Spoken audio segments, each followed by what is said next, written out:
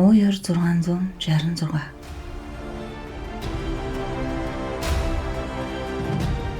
Наймдугаар хэсэг.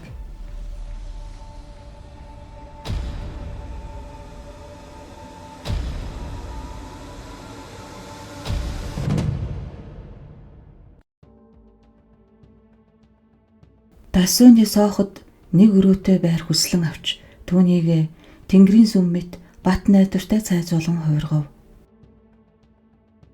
Түүний гол зэвсэг нь ариун судар байлаа. Байрныхаа бүх хан туурга цонхыг Библи судрын хуудасаар битүүн хаажээ. Үүнд нь Библи судрын 70 ном орсон байна. Бас энэ тэндгүү загалмай үлгжээ.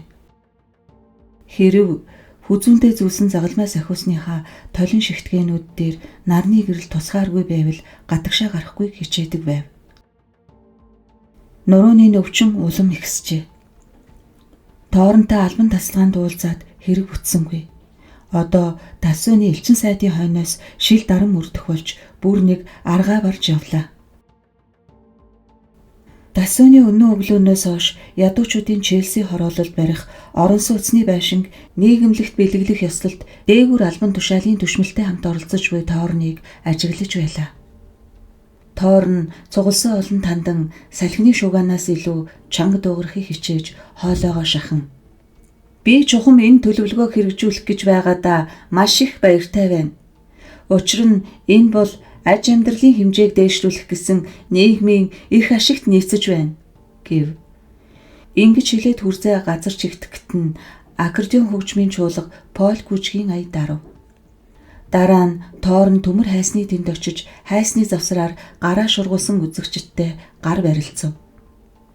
Хүссэн хүн бүхэнтэй гар барилцахыг хичээж тэр байтугай 2-1 удаа хашааны дээгүүр тонгойж үнсэлцэг гэсэн хүнтэй үнсэлцв.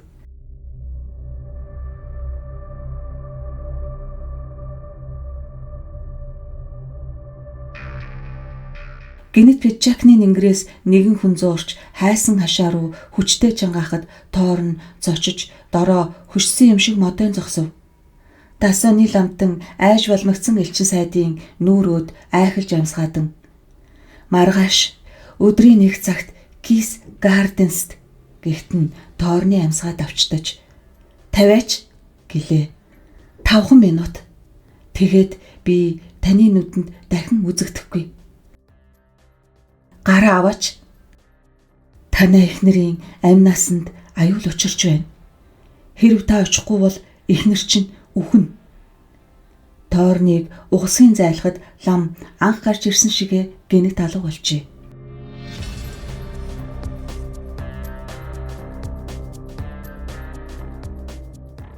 Тоорн чухам яавал зохихыг удтал эргцүүлэн бодов.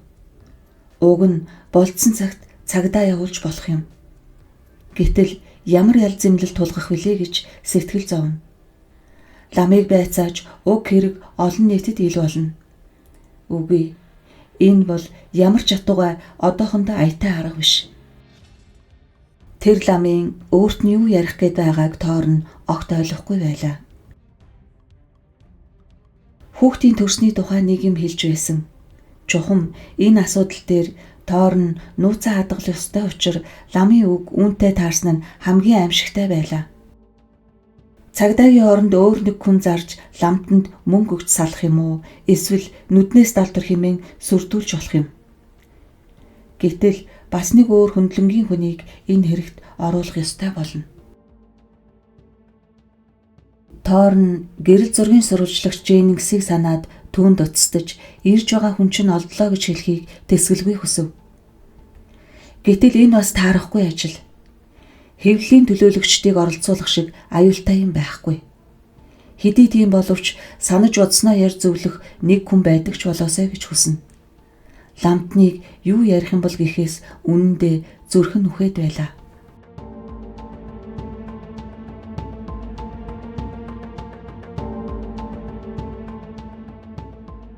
Тоорн маргааш өглөө гоортонд нэг хэсэг ганцаараа бай гэж хэлээд машинаа өөрөө барьж гараад ажил дээрээ үзэгдэхээс зайлсхийн үдээс өмнөх бүх цагийг жолооны ард өнгөрүүлв. Ер нь Тасоны ламын шахаж шаардсныг огтоож анхаарахгүй бай. Тэгвэл тэр лам намайг сонирхохой болж мөрөөрөө алга болох биз гэж нэг хэсэг бодов. Гэтэл Тоорн өөрөө түүнтэй уулзах арга мөр ирж байгаа болохоор энэ ч гэсэн санаанд нь таарсангүй. Тоорн тэр ламтай улаан нүрээрээ уулзаж юу хэлхийг нь нэгэнгүй сонсох хэрэгтэй. Катрины амь насанд аюул учирч буй. Хэрв Тоорныг очихгүй бол үхнэ гэж лам хэлсэн. Уг нь Катрины амь насанд аюул учрах ёсгүй. Гэвч тэр солиотой хүний мэнэрсэн толгойд Катрина үргэлж ордог болсон нь Тоорны сэтгэлийг их зоох болжээ.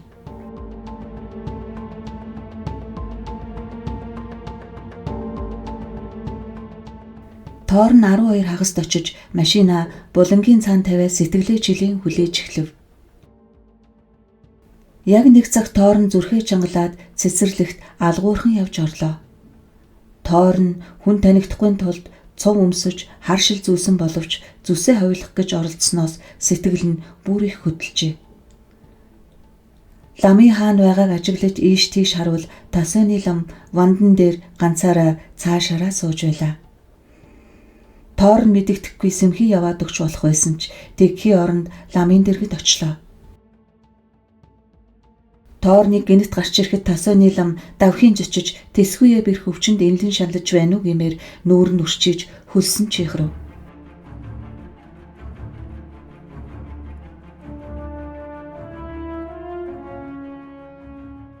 Тэр хоёр удаан суусны эцэс Тоорн би уг нь цагдаа дагуулж ирэх хэрэгтэй байсан юм гэж хайхрамжгүй дуугарав. Тэгээд танд тус болохгүй. Та надад ярих гэснээ яар. Тасоныгийн нүдэн анивилзаж гарын салгалж байлаа. Биеийн өвчин сэтгэлийн догтлол хоёроо давж ядан байгаа нь тэр аж.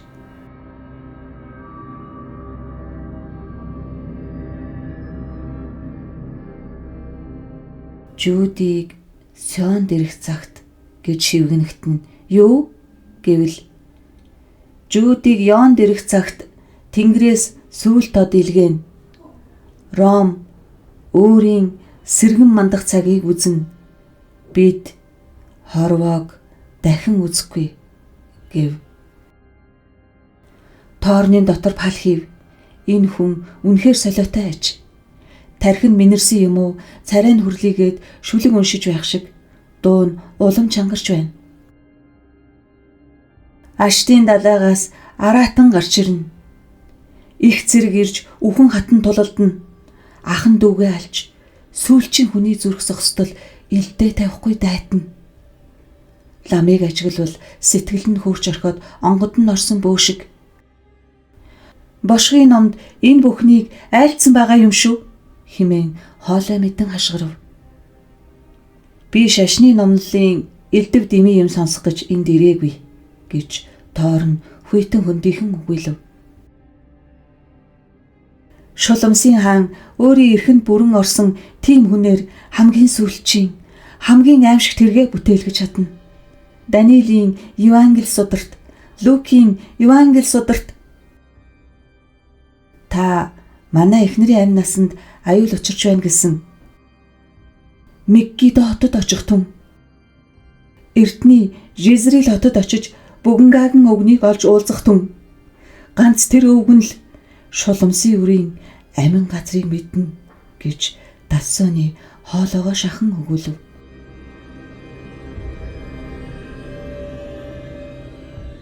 Байзаараа Агнец амийг нь аврахгүй л араатан тасчиж хаяна. Болооч. Тасоны дуугүй болж тэнхэн тасраад гарын салганан духан дээгүүрээ борцайсан хөлсийг шудрав. Таныг манай эхнэрийн амь насанд аюул учирч байна гэж хэлсэн болохоор чинь би энд ирсэн юм гэж Тоорн аяархан өгүүлв. Миний бэлгийн нүдэнд үзэгдсэн юм аа ноён Тоорно. Та манай эхнэр чинь жирэмсэн. Тоор нь мэл гайхан хэсэг дуугүй байснаа. Та эндүрч байна гэсэнд үгүй эхнэр чинь үнэндээ жирэмсэн гэв. Тийм байх учиргүй дээ. Хүүхдийг чинь ихийнхээ хөвлөд унтаж байхад тэр араатан алж орхино гэж лам хэлээд тэсшгүй их өвчнөд шаналн явлав. Тоорны амьсгаа давхцаж та юу яриад байна уу гэж асуусанд танай хүү чинь шуламсын үр юм шүү дээ. Ноён Тоорно. Тэр шуламсын үр сая олсон хүүхдийг чинь алж дараа нь танай эхнэрийг бас ална. Таны бүх эд баялагийг гартаа оруулж аваад ноён Тоорно таныг ч бас ална. Болооч. Таны эд баялаг эрх мэдлийг олж аваад шуламсын хааны шууд тушаал заавраар энэ дэлхий дээр нүгэл тар ёсоо тогтооно.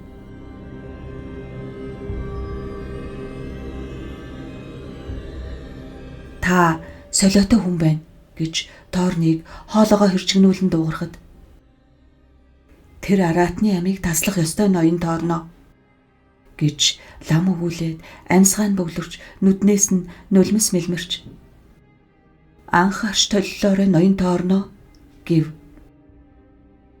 Та 5 минут уулзъя гэсэн шүү дээ. Оройтойгоо дээрээ Меггидо хотод очиж бүгэнгагийн өвгнийг олж уулзахтун гэж лам мөргөн гойв. Тоорн толгоогоос ихсэрч салгалсан хуруугаар ламыг жичин заагаад би таны үгийг сонслоо. Одоо та миний үгийг сонсно уу? Хэрв та миний нүдэнд дахиж үзэгдвэл таныг баривчлуулна гэж Тоорн хатуу сануулж хэлээд огцонхон эргэж цааш одов. Тассууны араас нь тамд уулзах болчтой ноён Тоорно. Тамийн оронд ялц цэвэрлээ хамт идэх үйлтэй байж хэмээн уйлгнан үглэж байв.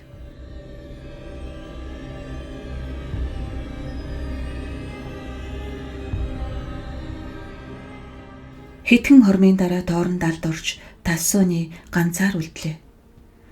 Одоо ингээд өнгөрчээ. Хэрэг бүтсэнгүй. Тассууны лам алгуурхан өндийж эзгүй эл хөл цэцэрлэгийг тойруулан харав. Иргэн тойрон чимээ ханиргүй дотор ард схимээр зэвүүн байлаа.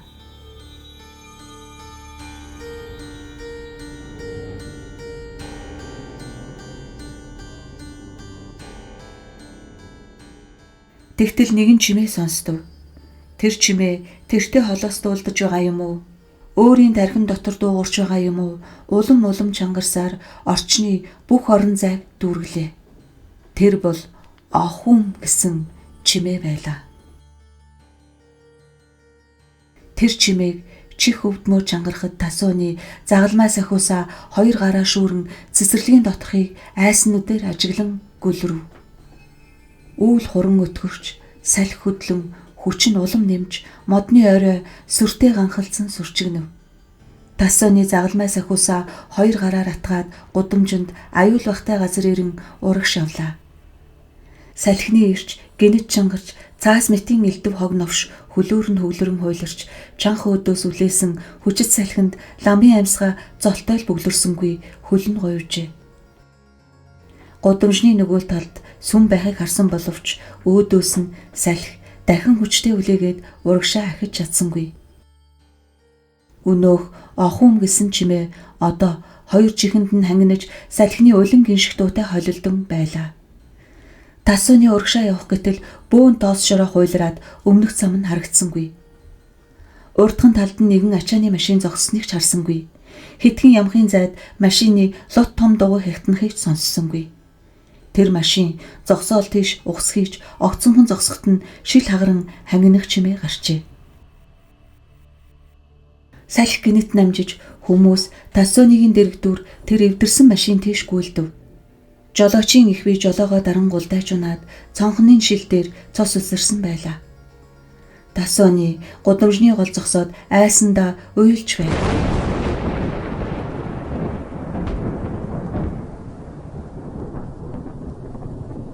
Тэнгэрт аянга чигнэж цахилгааны гэлба сүмийг гэрэлтүүлэхэд Тассууны цэцэрлэгийн зүг буцаж гүйв.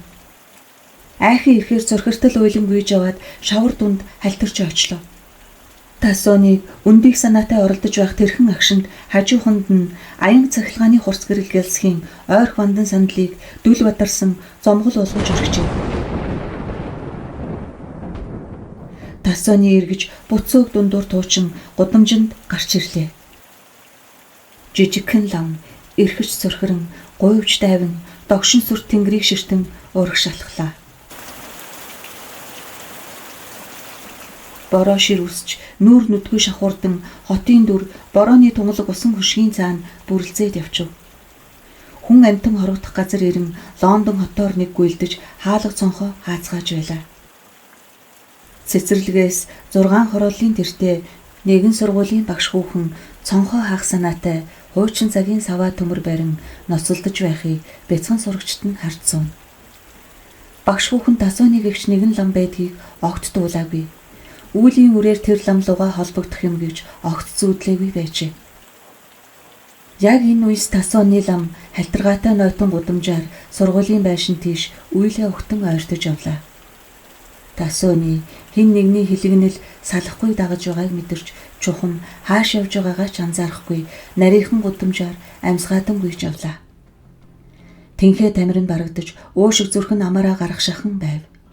Байшингийн болон тойрч очоод амьсгаагаа дарах санаатай хэсэгхэн саатаж ангалзан хий залгиж зогсов. Энхэн агшинд дээр нь огт санамсаргүй нэг багхан хөдөлгөөн гарсныг жижигхэн лам харах сүгөө байсангүй.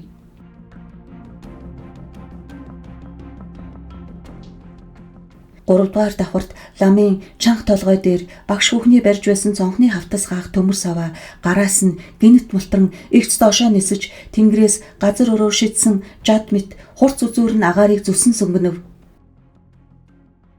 Саваа төмөр ламын толгойг цөм зохиж бүх биеийг нь нэвч шорлож гараад тэр хүнийг газар татаж орхижээ.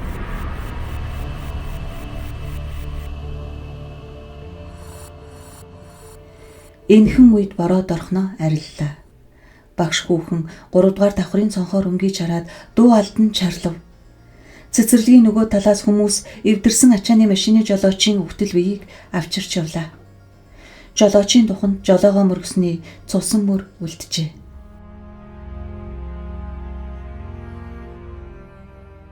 Үл сарниж газар дээр нарны туяа туслаа. Саваа төмрөөр газар чаагцсан ламыг тойрон бөөн хүүхэд бужигналдав.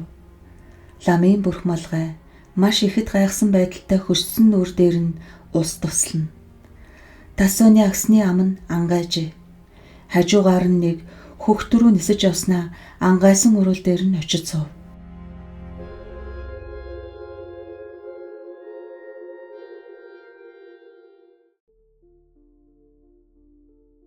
Маргааш өглөө нь Фирфордод жолооч Гортон их хаалганы дэрэгт хайрцагнаас сонин хэвлэл гарган авч энэ үед Жерми Катрина хоёрын цаагаа ууж байсан өрөөнд авчирч өгөв.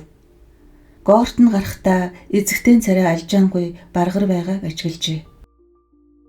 Ер нь ойрын хэдэн 7 хоног эзэгтэй царай барагтайхан байгааг эмчит үзүүлэх болсонтой нь холбоотой юм болов уу гэж таамаглаж байв.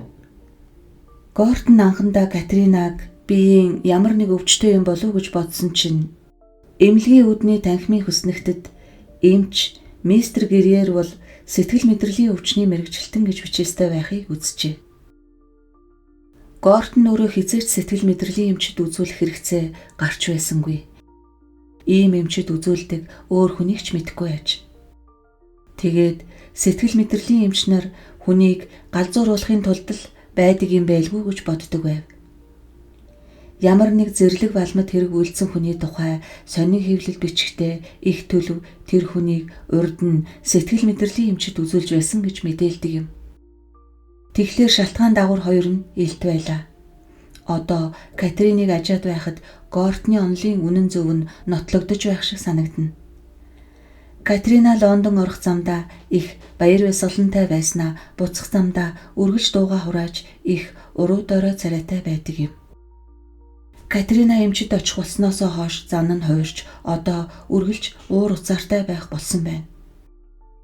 Зарц үйлчлэгч нараа загнах зандрах нь ихсэж хүүхэдтэйгээ харилцах байдалд нь ямар ч гэсэн ихийн сэтгэл мэдэгдэхэ байжээ. Хамгийн аимшигтай нь гэвэл хүүхэд өөрөө эхтэйгээ хамт байхыг эрэлхийлэх болсон гэж. Катрина хүүхдийнхээ хайрыг авах гэж олон хоног сараар оролдож зүтгэсэн нь талаар болсонгүй. Гэтэл одоо Димэн хүү эхийгээ ирээд байхад их нь олтгой байжээ. Катрины хувьд сэтгэл мэдрэлийн эмчилгээ аймаар байдалтай эхэлж айхын хажуугаар цаг үргэлжийн сэтгэл өмөрөн цөхрөнгөө барах болов. Өөрөө чухам хинсэн билээ гэдгийг ойлгохоо байжээ. Катрина урд нь ямар байснаа санаж, юу хүсдэг байснаа санах боловч одоо тэр бүхэн нэгэн төнгөрч ирээдүйд яахыг мэдхээ болов. Утас дуугарах, цахилгаан зуухны дохио жингэнэх, дан хэсгэрэх мэтийн шалгүй юмнаас хүртэл айж цочно. Орчин тойрны юм бүхнийг анхаарах болсон юм шиг. Катрина хүн ойртож хавтахын аргагүй муухай аштай болжээ. Тэр өдөр бол нэн даруй хөдлөх, шийдэх хэрэгтэй нэг юм гарч исэн учраас бүрч хэцүү байв. Нөхөртөөгөө нэг сайн ярих гээд зүрхлэхгүй байж байтал үүн дээр одоо бас энэ хүүхэд нэрмээс болов. Димэн хүү өглөөнөөс аваа салахгүй дагаж эхийнхээ анхаарлыг татахыг хичээнэ. Өнөөдөр Димэн жийж хөдлөгдөг тоглоомын машин цуугаад шал дээгүүр төчгнүүлэн давхиж Катрины сууж буй сандлыг байн мөргөж галт тэрэгний дохиог дуурайн хашгичж байлаа. Бэлэг авгай гэж Катрина тэсгэлгүй хашгирав. Эхнэрийнхээ өдөөс харц суугаа сонин уншихаар дэлгэж байсан тоор нь түүний дуу ихэд хилэгнэн цухалдсан өнгөтэй байхыг гайхаж "Юу болов вэ?" гэж асуусанд "Энэ Димэн л байхгүй юу? Шууга тэсгийн арга алга" гэв. "Тийм ч их чанга шуугаагүй л байна шүү дээ."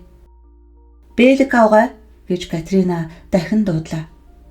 Лантгар авгааг орж ирээд "Юу гэвэ эзэгтэй?" гэхтэн "Наатхыг аваад гар" гэж Катрина тушаав. "Энэ хүүхэд зүгээр тоглож байна шүү дээ" гэж тоорн дургуйтсанд "Аваад гар гэж хэлсэн шүү" гэхтэн "За эзэгтэй" гэж бэлэг авгаа хэлээд Димэнийг хөтлөн гарав. Хөвгүн эхийгээ харахад нүдэнд нь гомдсон байдал ил. Үүнийг нь тоорн ажиглаад ундууцсан Катрин тийш эргэж харсанд нөхөртөөгөө харс тулгархаас зайлсхийн цайгаа уусаар байлаа. "Бид яах гэж хүүхэдтэй болохоор шийдсэн билээ, Катрина? Бидний амьдрал байдлаас юу гинэ? Бид үр хүүхэдгүй байж яаж болох вэ, Жерми? Сайхан айлыг сайхан хүүхэдгүй байна гэж чи дуулсан уу?" Тоорн эхнэрийнхээ энэ үгийг гайхаж хэсэг дуугүй байснаа. "Катрина" гэсэн. "Нэрээ тийм бицтэй. Бид зураг маань сони хэвлэд ямар янзтай гарахыг бодсноос биш хүүхэд хүмүүжүүлнэ гэж юу байдгийг огт бодсонгүй." Тоорныг эхнэрийнхээ өдөөс гайхан ширтгэхэд Катрина харцыг нь тайван дааж "Үнэн бицтэй" гэж асуув. "Чамд эмчийн тухай яриа юу?" "Тийм." "Тэгвэл би түүнтэй уулзаж ярилцах юм байна." "Өөрөө чамтай уулзах юмсан гэж байна лээ." Катрины шулуухан хүйтэн хөндөй ярьж байгааг тоорн ажиглаад энэ маань одоо юу хэлэх бол гэж гинэт айх шиг болж "Надад юу ярих юм бол?" гэж асуусанд "Бидэнд игзэгтэй асуудал биш үү, Жерми?" гэв. "Тийм үү? Би дахиад хүүхэд төрүүлэхийг хүсэхгүй. Хизээч тэр." Тоорн эхнэрийн анхааралтай ажиглав. "За юу?"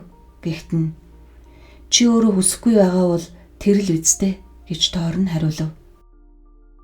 "Тэгвэл чи өөр хүндхийг зөвшөөрөх биз?" гэхтэн тоорн улам гайхаж нүд нь их болов. "Би хүүхэд олсон байна. Үүнийг би өчигдөр өглөө мэдлээ." Тоорн дуугарсангүй. Толгой нэргээд явчихлаа. "Чи миний хэлснийг дуулав уу?" гэж Катриныг асуухад "Яагаад ийм болдог байна уу?" гэж тоорн шивгэнэв. "Эргэлтийн тооцоо заримдаа тус болдгүй юм байна." "Чи хүүхэд олсон хэрэггүй?" Саявтархан тоорны зарай зэвхий дааж ширээ ширтэн гөлөрч гарын салганаад ирлээ. "Чи хүнд хэлсэн үү?" "Гэрээр доктор л хэлсэн." "Үний юм биз? Би дахиад хүүхэд төрүүлэхийг хүсэхгүй гэдгүү?" "Хүүхэд олсон гэдэг чинь?" "Үнэ." Утас дуугарч Тоорн харилцуурыг аваад "Байна уу?" гэд цаад хүний дууг танихгүй дуугүй болсноо. "Тийм ээ, би байна" гэд Катриныг гайхан харж "Юу гинэ? Хэн ярьж байна уу? Байна уу? Байна уу?" гэв. Харилцуур тасалдан дүнгийн чимээ сонстов. Тоорн хөдөлж чадахгүй хөшиж орхиод нүдэнд нь сэтгэл түгшсэн шинж илэрчээ. "Юу болов вэ?" гэж Катриныг асуухад сонины тухай юу гээвэ? Нэг хүн уцстаад сонио унш гэж хэллээ. Тоорн эрхвж тавьсан сониныг харж яаралгүй дэлгэж үзээд эхний нүрт байгаа гэрэл зургийг харангууд биеэ хурав. "Наан чин юу байна уу? Юу болов вэ?" гэж Катрина асуугаад Жермийн барьж буй сонийг авмагц нөгөө гэрэл зураг дээр нүдэн тосов. Тэр бол цонхны саваа төмрөөр газар татагдсан ламын зураг байлаа. Доорх гарчгийг үзвэл ламын үхэлд хинч буруугүй гэжээ. Катрина нөхрийнхөө хамаг биеийн чичирж байхыг харж сэтгэл зовнин гарыг нь барьж үзсэнд мөс шиг хүйтэн байв. "Жери" гэсэн Тоорн алгуурхан өндөв. "Чи энэ хүнийг таньдаг юм уу?" гэж Катриныг асуухад Тоорн дуугарсангүй. Катрина нөгөө гэрэл зургийг дахин үзэж болсон явдлын тухай өгүүллийг уншиж суутал Тоорн машинаа асааж аваад явхан туулдав. Сонины өгүүлэлд бичсэн нь: Bishop's Industrial School-ийн 3 дахь ангийн багш эмэгтэй Джеймс Акрианы хувьд тэр өдөр ердийн байдлаар эхэлжээ. Баасан гариг байсан бөгөөд бороо орж эхлэх үед багш эмэгтэй ангийнхнаа чанга унших хичээл бэлтгэж байв. Борооны дусал анги танхимыг нь шүршээгүй боловч багш эмэгтэй салхи борооны чимээг багасгахын тулд сонхоо хаахаар шийдсэн байна. Багш эмэгтэй ангийнхаа хуучин цагийн цонхны дээд талын хаалтанд саваа төмөр бариад ч хүрдэггүй. Дороо сандал тавих хэрэгтэй болдог гэж урд нь ч гомдол тавьдаг байжээ.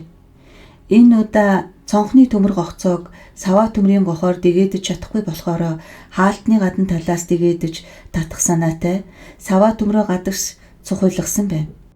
Гэтэл саваа төмөр гараас нь гулсан мултарч борооноос хорогдох газар ирж явсан бололтой байшингийн дэргэд зогсож байсан явуулын хүнийг нэвт сүлбэн шорлжээ. Энэ үес цагдаагийн газар амь эрсдэгчийн төрөл садныг ирж олохын тулд чухам хэн байсныг тодруулж мэдхээр ажиллаж байна гэжээ. Катрина юу ч ойлгосонгүй. Тоорны ажил руу уцтаж ажил дээрээ очмогц нааш нь хэл өгнө үү гэж хүсв. Дараа нь гэрээр докторд уцсанд маш завгүй байсан учраас уцсны дэргэд ч ирж чадсангүй.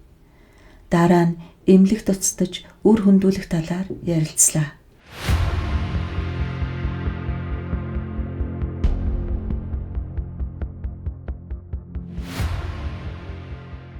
Та бүхэндээ Муу ёр 666 зохиолын 8 дугаар хэсгийг толилууллаа.